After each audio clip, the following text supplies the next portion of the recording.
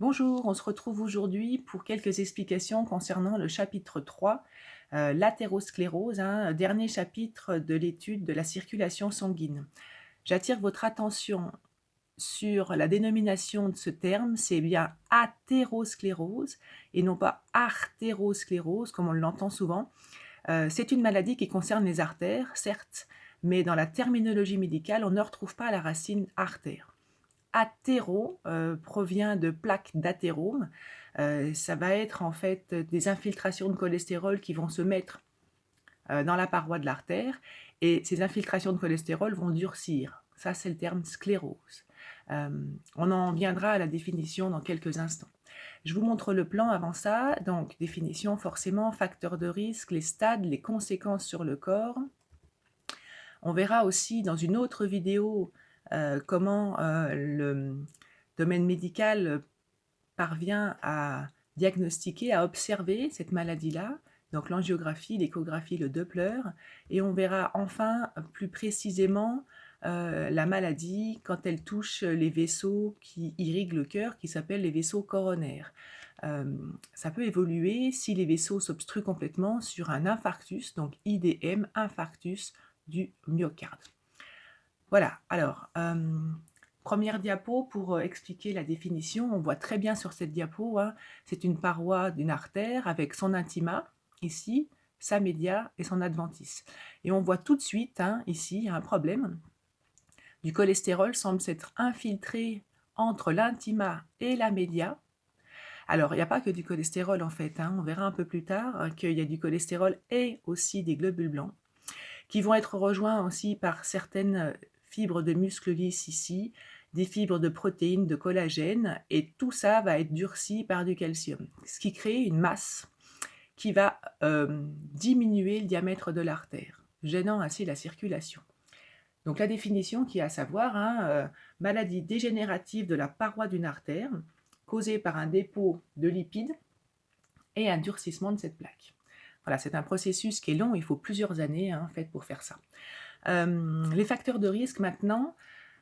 Alors, je vous invite à regarder cette image que je vous ai aussi mis par ailleurs sur le groupe WhatsApp qui permettra de déterminer vos facteurs de risque personnels. Donc on voit qu'il en existe des non modifiables, le sexe, l'âge, l'hérédité évidemment, et des facteurs aussi modifiables qui sont liés à l'hygiène de vie. La tension, la consommation de tabac, la nutrition, etc. Donc vous prendrez colonne par colonne et entourez votre score. Donc ça fait un score, les scores étant les chiffres indiqués dans chaque case, un score par colonne. Vous ajoutez tous vos scores et vous avez le score final ici où vous pouvez mesurer votre risque, votre facteur de risque. Voilà. On reprend les diapos maintenant. Alors, les stades de l'athérosclérose, on dénombre 4 stades différents qu'il faut connaître.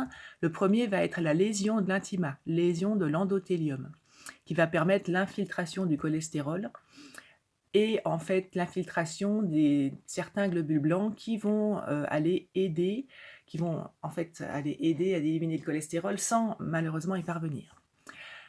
Troisième stade, fibrose. Là, on ajoute en plus les fibres de muscles lisses et tout va se durcir avec la sclérose, présence de calcium sur la plaque. On peut le voir d'une autre façon, ces 4 stades. Alors ça, c'est une coupe d'artère que vous avez aussi sur votre polycope. Donc on suit ici, ça c'est le cholestérol, le mauvais cholestérol, le LDL cholestérol qui rentre sous l'intima, qui va être rejoint par des globules blancs, monocytes, macrophages, qui vont rester ici. Ensuite rejoint par des cellules de muscles lisses, du collagène, c'est des protéines, et enfin du calcium. Donc on voit aussi sur ce schéma-là les 4 stades, lésion, formation de la plaque, on voit que là ça a formé une bosse dans l'artère. On voit aussi la fibrose et le calcium pour terminer la sclérose. Alors, diapo suivante, ça c'est une vraie image que vous n'avez pas sur votre polycope, une vraie image microscopique d'une artère avec, on voit très très bien la plaque ici. et le resserrement, évidemment, la diminution de diamètre qu'on appelle une sténose en terminologie médicale. Une autre image encore là pour illustrer un petit peu. Donc là, dans ce vaisseau, tout va bien. Là, on voit présence d'athérosclérose, hein, la maladie est en place, hein, on voit la plaque. Ça a fait une sténose, un resserrement.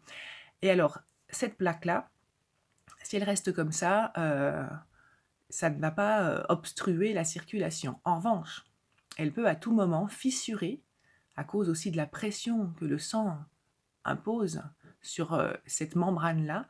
Et si elle se fissure, certaines particules présentes dans notre plasma, dans notre sang, pardon, qui s'appellent les plaquettes, elles vont réagir et former un caillot. Et ce caillot s'appelle un thrombus ici. Et le thrombus, malheureusement, peut amener à l'obstruction totale de l'artère. Ce qui fait qu'ici, il n'y a plus de sang qui coule, et toutes les cellules qui vont attendre ici de l'oxygène provenant de cette artère-là ne vont plus en recevoir. Elles vont donc rentrer dans un état de souffrance qui va en fait être perçu comme de la douleur, et elles vont être amenées aussi à mourir, forcément, d'hypoxie. Donc la thrombose, c'est une des conséquences possibles de l'athérosclérose. Si la plaque se fissure, et il y a des grandes chances qu'à un moment ou à un autre, la plaque va se fissurer, un thrombus peut se former et obstruer complètement l'artère. Alors, diapo suivante, vous avez que les deux premiers, vous. On en arrive au paragraphe sur les conséquences sur l'organisme. Donc, sténose, comme on l'a dit, hein, là, on a la plaque. La maladie, en fait,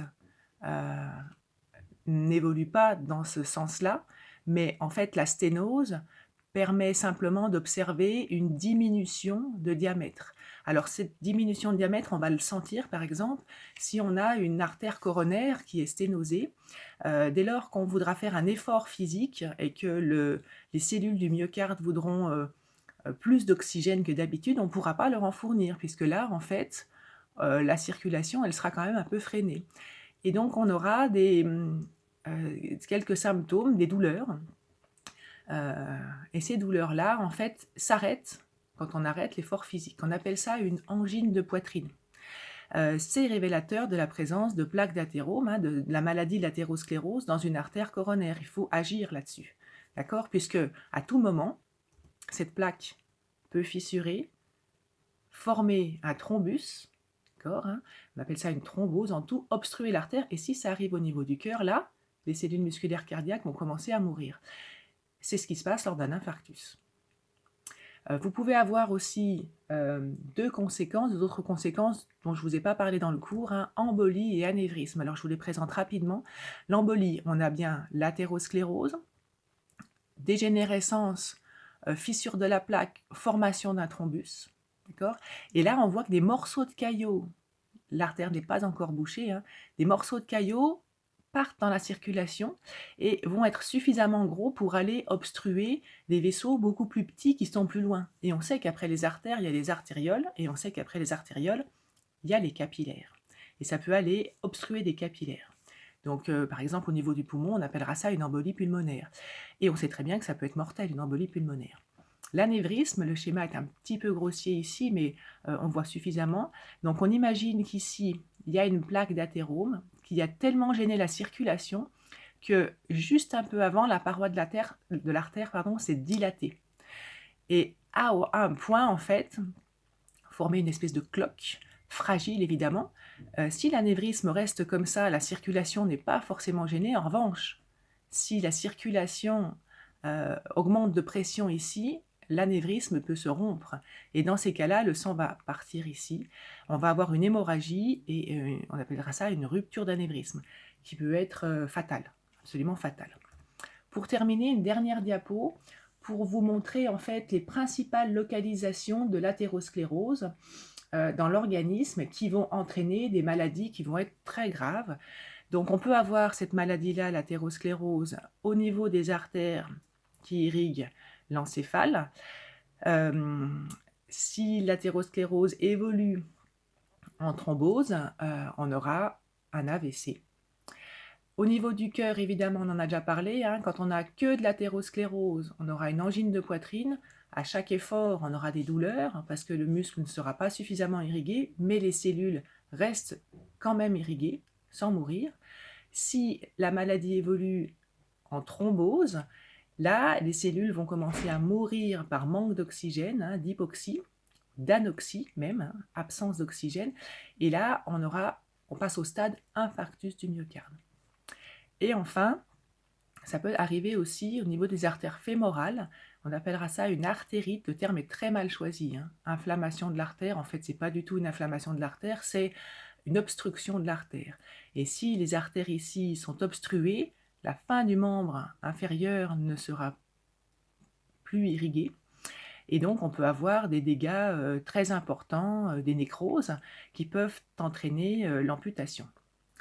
Voilà, je vous laisse regarder tout ça, et puis si vous avez des questions, comme d'habitude, n'hésitez pas. À bientôt.